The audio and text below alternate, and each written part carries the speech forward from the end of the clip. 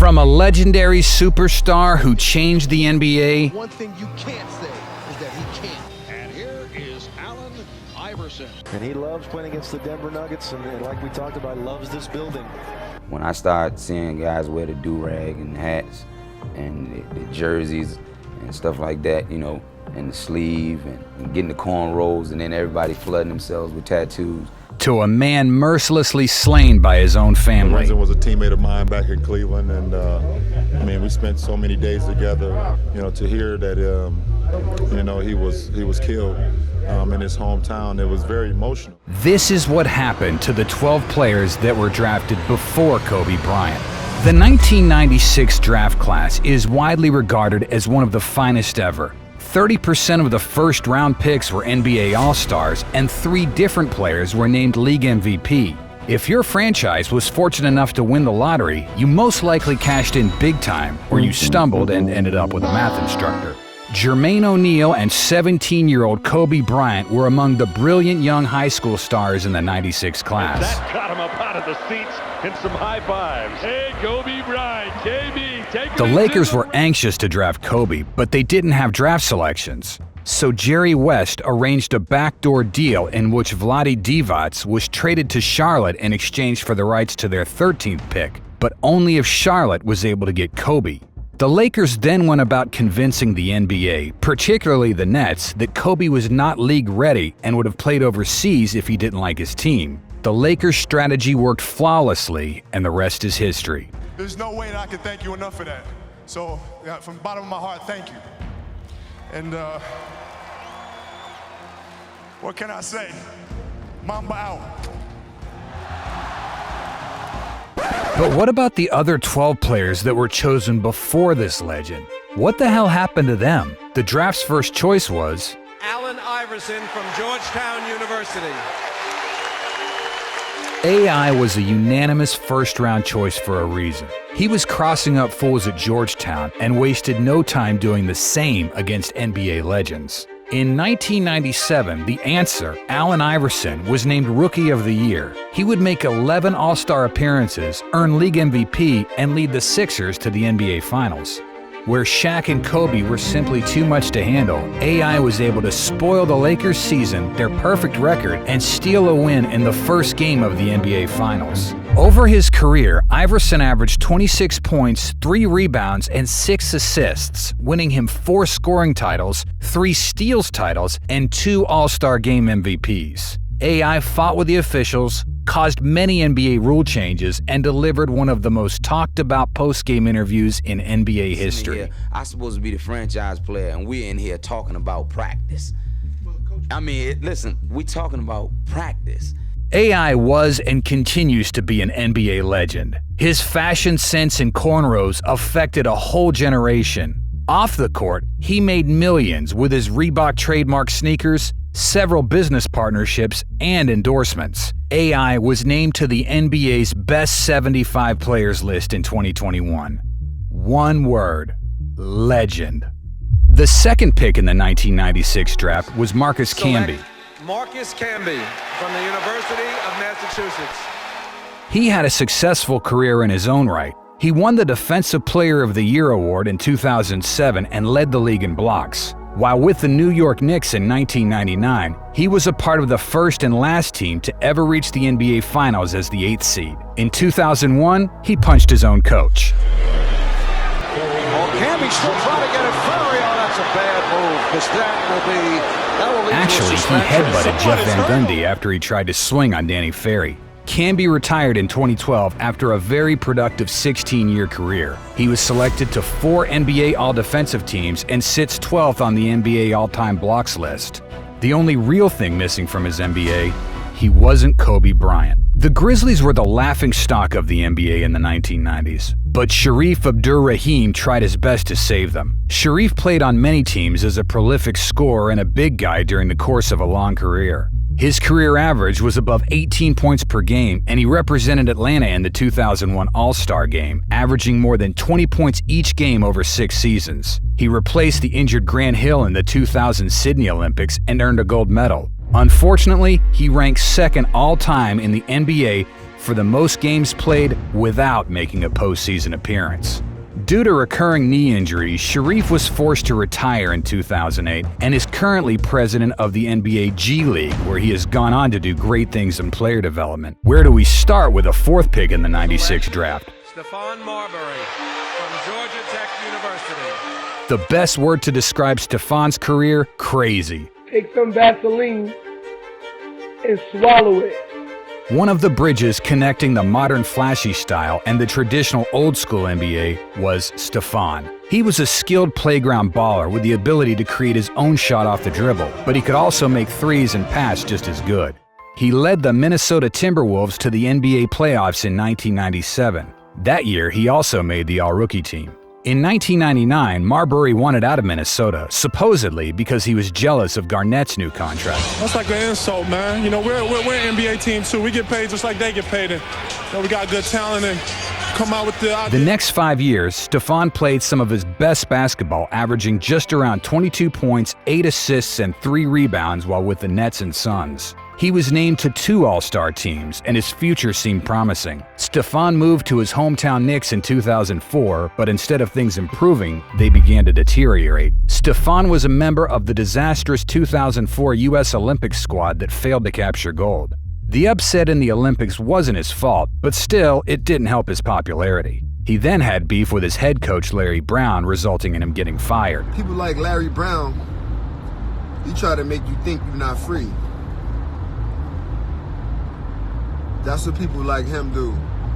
And failed to provide the Knicks with the team success they desired. In 2006, he launched his own Starbury shoe line, which was a company that sold fashionable clothing at a low price, but it went out of business fast. Stephon finally outgrew his time with the NBA. In 2010, he embarked on a new adventure in China with the CBA. Stephon guided the Beijing Ducks to 3 championships in 4 seasons. Over the course of 8 years, he averaged 19 points, 7 assists, and 3 rebounds. He is now regarded as the most successful foreign player in CBA history. China even provided him with a Chinese green card. That's nuts.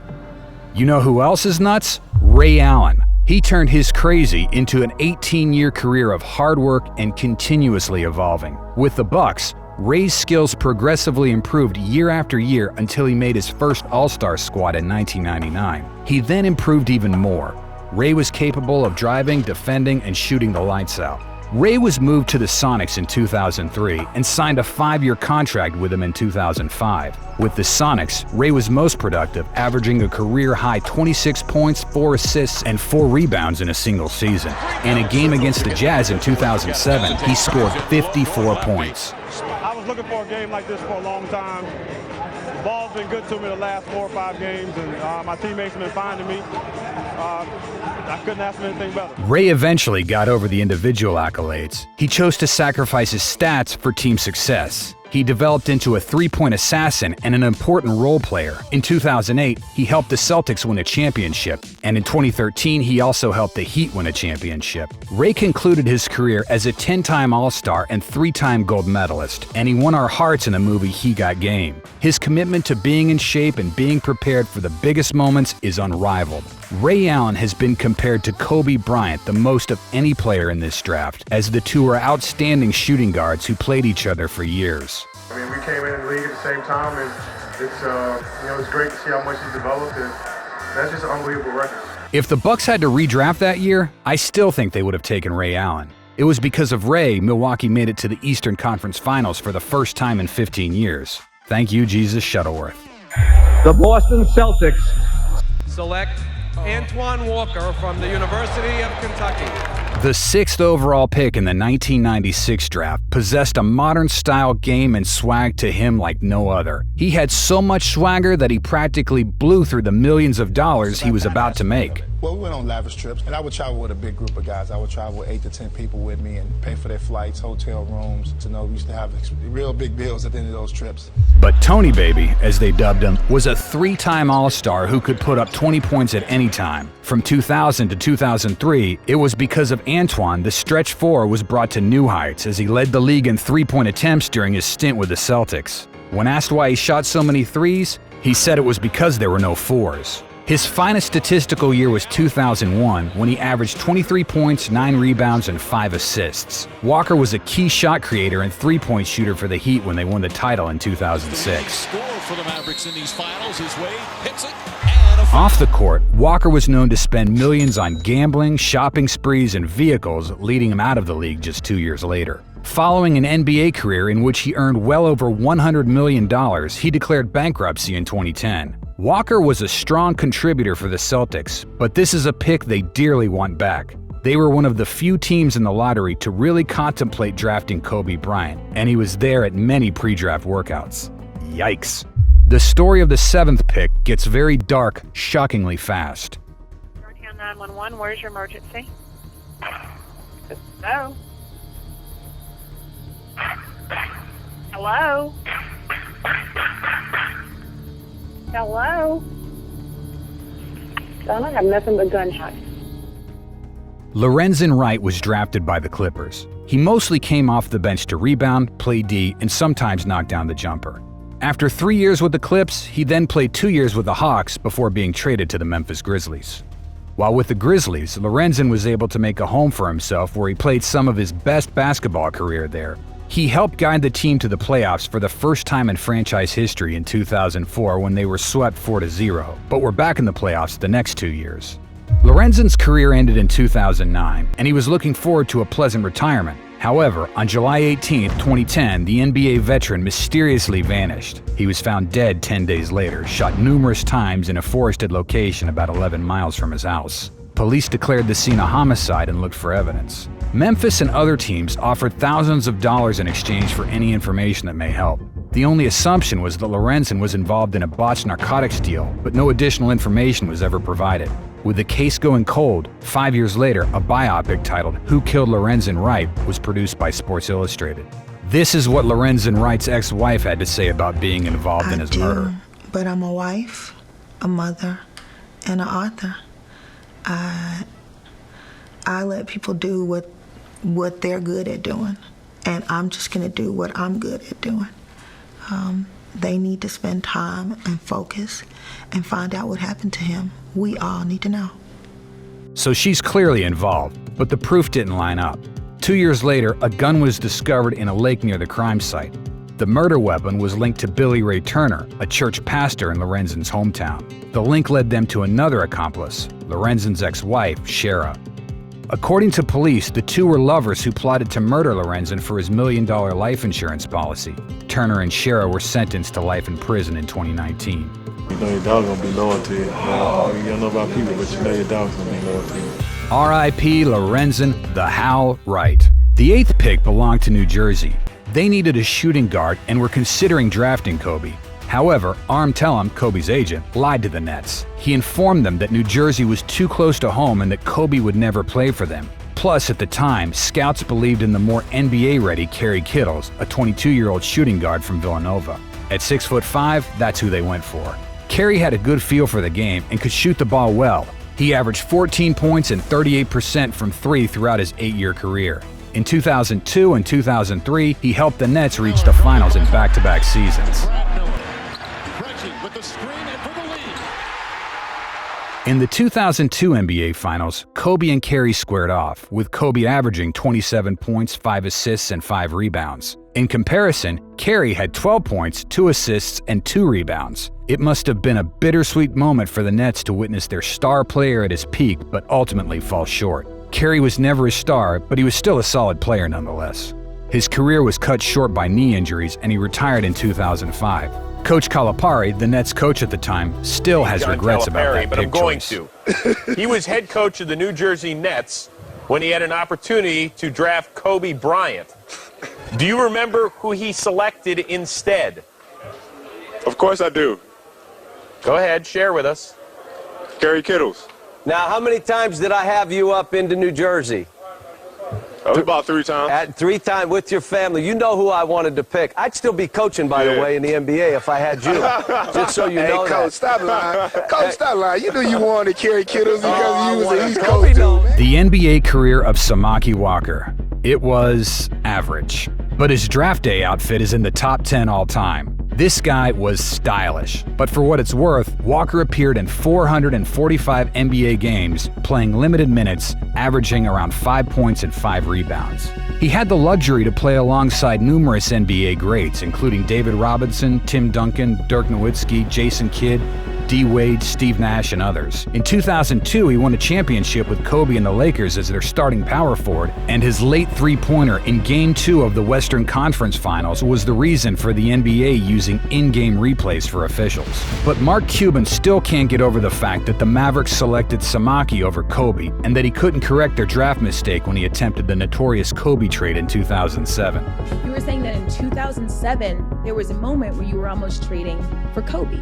Yeah, I thought it was done. Maybe the trade didn't happen because Samaki Walker's incredible suit was cursed. Who was Eric Dampier? Despite never becoming an NBA All-Star, this guy made superstar money. He quickly found his role and couldn't have played it any better. Eric was a conventional NBA center who spent his whole 16 career with just 5 different organizations. He spent a year in Indiana, 7 with Golden State, and 6 years with Dallas, 2 years with the Heat, and 1 year with the Hawks. Damp almost finished his career with 2 NBA championship rings, but the universe mistimed his trades. The Mavericks won in 2011, only a year after he left, and the Heat won the following year, just a year after he was moved.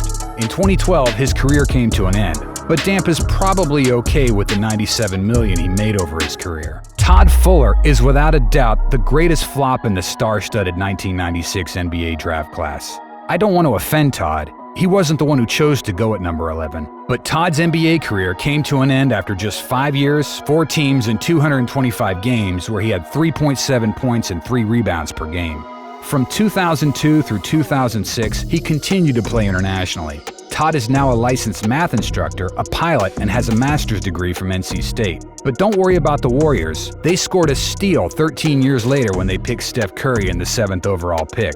Or was it the 2011 draft when they selected Clay at number 11, or the 2012 draft when they selected Draymond at number 35?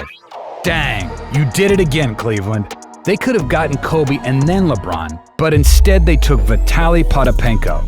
The hardest thing is that Cleveland had to part ways with one of their franchise icons. To get the rights to the 12th pick, the team traded away point guard Mark Price. They also needed a shooting guard, which meant they needed Kobe Bryant. They instead got the Ukraine train. Vitaly wasn't a complete bust. He could move well and played 13 seasons in the NBA as a backup center, but he never made the impact he hoped for.